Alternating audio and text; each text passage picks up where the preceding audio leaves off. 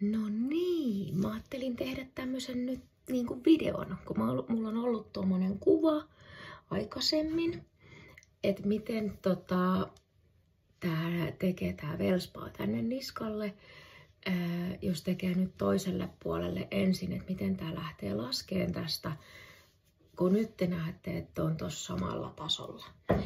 Ja siis tosiaan tää velspaa on tämmönen kotikäyttöön tarkoitettu hierontalaite, mihin laitetaan pohjalle tämmöistä hierontakeeliä.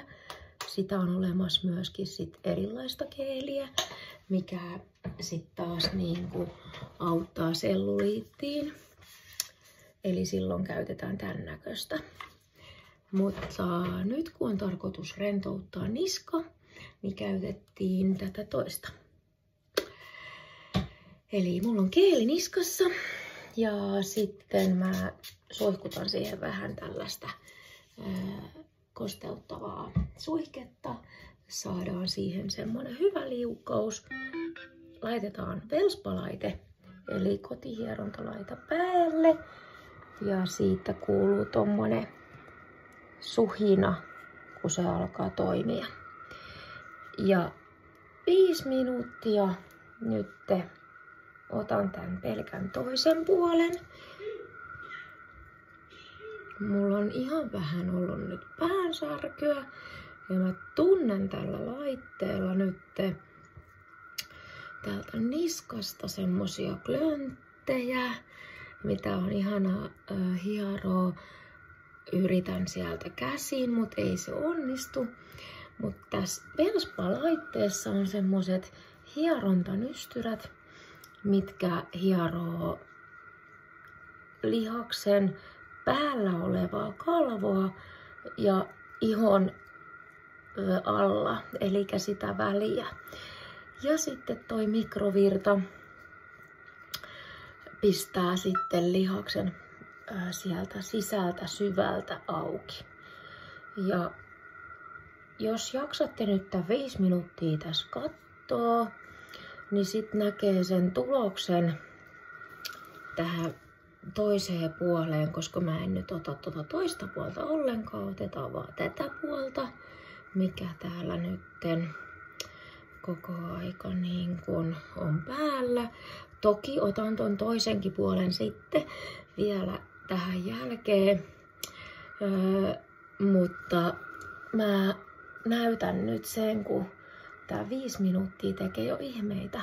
Eli tässä ei tarvii yhtään painaa. Tää homma hoituu kevyesti ja mikrovirta menee tonne syvälle.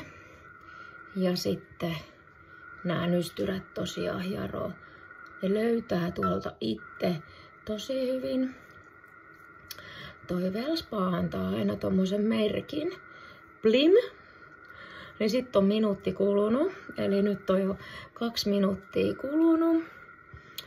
Ja täällä voi ottaa myös, jos haluaa, jos on kasvanut tähän tämmöiset roikkuposket, niin nekin voi ottaa.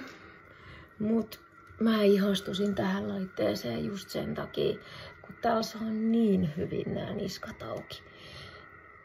Et mun tekis mieli jopa sanoa, että mäkin oon hierojalla käynyt vaikka missä, mut ei vaan niska oo saanut semmoista käsittelyä, mitä mä oon niinku ite toivonut. Sitten toi emännän kyhmy, se on niinku ihan mielettömän ihanan tuntusta siellä. Plus sit se, että tää oikeesti myös niinku silottaa sen, että saadaan se pienemmäksi. Mut ennen kaikkea tää, että saadaan nämä klöntit täältä sulamaan. Ne alkaa itsekin tuntea, että ne pienenee, koska tämän laitteen läpi kuitenkin tuntee sen, että kun noin nystyrät ottaa niihin klöntteihin kiinni, niin yhtäkkiä niitä ei vaan siellä enää tunnu. Ja mä uskon siihen, että kaikki oppii sen kyllä tuntemaan, koska ne klöntit siellä just aiheuttaa sen, että se veri ei kunnolla pääse sinne kiertämään sinne päähän. Tässä on hyvä justi vetää tänne olkapäähän asti tätä, koska tuolta olkapäästä lähtee se lihas ja menee sitten tonne kallon pohjaan asti. Mutta se suurin klöntti tulee tohon taivekohtaan. Taas kuuluu blim. Eli olikohan se nyt sitten jo 3. vai 4. Mutta no minuutti on jäljellä enää. Tuossa näkyy noi pisteet, että viimeinen minuutti pyörii siellä. Niin.